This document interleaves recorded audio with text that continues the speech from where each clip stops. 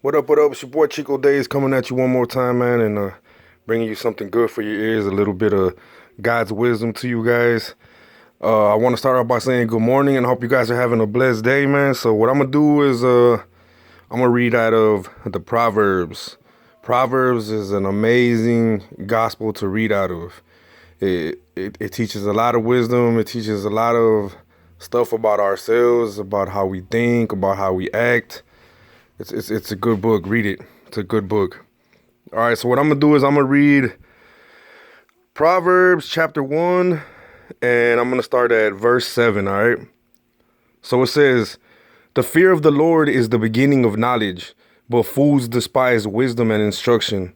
My son, hear the instruction of thy father, and forsake not the law of thy mother, for they shall be an ornament of grace unto thy head, and chains about thy neck."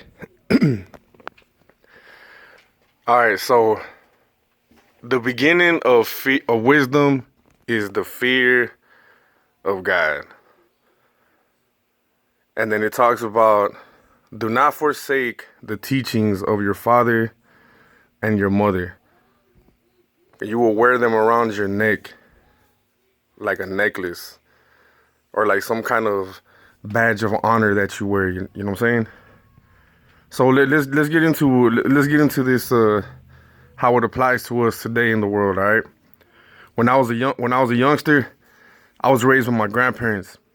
Really, really spiritual people. You know what I'm saying? My grandpa had a church, and that's what we were in. You know, from a youngster, before I could even speak, I used to like mumble words. My grandpa would be up there playing his guitar, preaching and stuff like that, and I would sing along like baby talk. You know, whatever.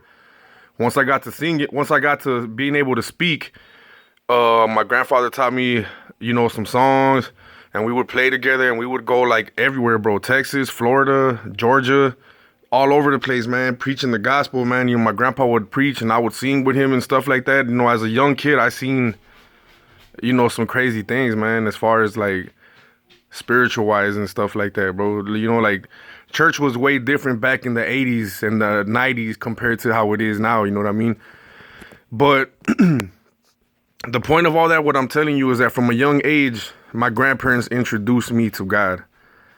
You know, they taught me about the commandments. You know, they took me to church, and I remember about, you know, being in Bible study, talking about, you know, the ways of the Lord and the ways of the world and stuff like that, man. So from them teaching me from a young age about God and everything, throughout my teenage years, when I decided to be just a reckless dude, you know, just running out there, running the streets, gang banging and stuff like that, there was always like some kind of small remnant in my mind that I was like, bro, you know, if you do this, then this is what it, you know, the God doesn't want you to do this, and he doesn't want you to do this, and he doesn't. So I really could never fully commit myself to like a straight hardcore killer gangbanger or something like that, man. You know what I'm saying? Because what my parents taught me as a kid, it still resonated inside of me through a teenager. And now as an adult, it still resonates inside of me, all right? So the important thing about that, man, is that, you know, like I said, my grandparents, they were strict. You know, they were, you know, it's on my way. And whenever we stepped out of hand, my grandpa would take off his belt, bro. You know, he used to whip us and stuff like that, man. And at the time, you don't think that, you know, that it's fair, or you don't think it's justice or something like that. You know, how they treat you unfair, how they get to whipping you and stuff like that. But even in the Bible, it says, spare not the rod, so that your kids don't grow up to be little savages, little monsters, little, you know, uneducated kids that don't listen and just want to do their own thing. You know what I'm saying? They're out there and no respect or anything like that, all right? So the Bible even says it, spare not the rod. And we're in a time where it says that, you know, you shouldn't hit your kids because of this and because of that. But look at the way they are nowadays. Look at the way our kids are, you know what I'm saying? I don't even say our kids, you know, because I know there's a lot of good kids out there too. But look how this generation of kids are, man, you know, just out there reckless, over sexual, over violent, you know, no respect, no compassion. They don't care about, you know, other people. But that's the way society has brought them, and that's the way that we have allowed. Because if I'm telling you that if we grew up, I grew up this way because of the ways that my parents taught me. I always knew the fear of God. I always knew the fear of that belt. You know what I mean? I always knew respect, because if I disrespected, then I knew that I had, a whooping coming or something like that, or some type of what do you call that? I can't think of the word right now, man. Some type of thing that was gonna happen to me for stepping out of line. You know what I mean? I knew that. I expected it, so it kept me in line. So that's why when the Bible here says, forsake not the teachings of your father and your mother, so that we can grow up to be respectable adults, so that we can be in society and be, do what we got to do and stuff like that, all right? And not have to be the way it is now. Now, the thing is like, some people took it good, some people took it bad, because in, parents whooping them or being strict with them, some people rebelled. And they went out there and they just did whatever they wanted to do. And when they had kids, man, they did the same exact thing to them. Let them do whatever they want. And now, their kids are out of control and this and that. It's cool to be your kid's friend, but you got to be a parent too. You know what I mean? There's got to be a line where we draw, where it's like, I'll be cool with you to a certain extent, but when I tell you to do something, or if I tell you to do this, or if I expect you to do this, then we should already know that we put authority above them, so that they don't just do whatever they want, because a lot of times, I know in my life right now too, I struggle a lot for the mistakes that I made as a kid. You know what I mean? After high school, I graduated from high school. I never pursued like no type of education or no type of just whatever. So all my jobs have just been like super basic, just temp service jobs, forklift, stuff like that, man. You know what I mean? So that's why, like, with my kid, I appreciate the way that my grandparents raised me, because I know they set a standard in me. So I set that same standard in my kid and go beyond, because of what I knew, the way that my life turned out, not listening to the warnings that my parents told me.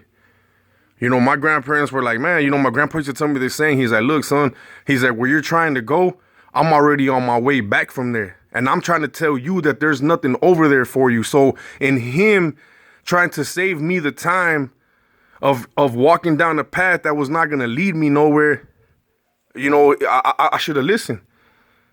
But being hard-headed, being a teenager, thinking that I know everything and stuff like that, I still walked the path and still ended up getting the same results that he told me. Now, just imagine if I would have listened and I would have never, wasted that time. Who knows where I could be in life right now? I don't regret my life. I love my life. I'm thankful to God for the things that happened in my life, because they helped me build the character and stuff like that.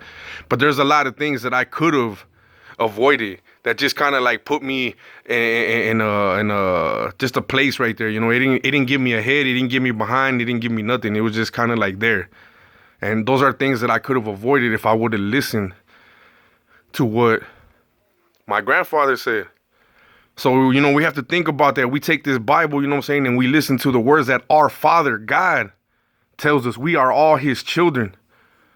So he gives us the best in hopes that we'll listen to him and take his good advice, follow his ways and stuff like that, follow the example that he has left us, so that we don't have to just waste our time in this life not pursuing what it is that we're supposed to pursue. So I encourage you guys, man, if you got kids out there, let's not try to be, I'm not saying don't be friends with them, but give them the best advice, man. Don't be out here running around with them trying to kick it with their homies, and you guys are kicking it together, smoking together, drinking together, Like, don't let those type of examples be the type that we leave our kids, man.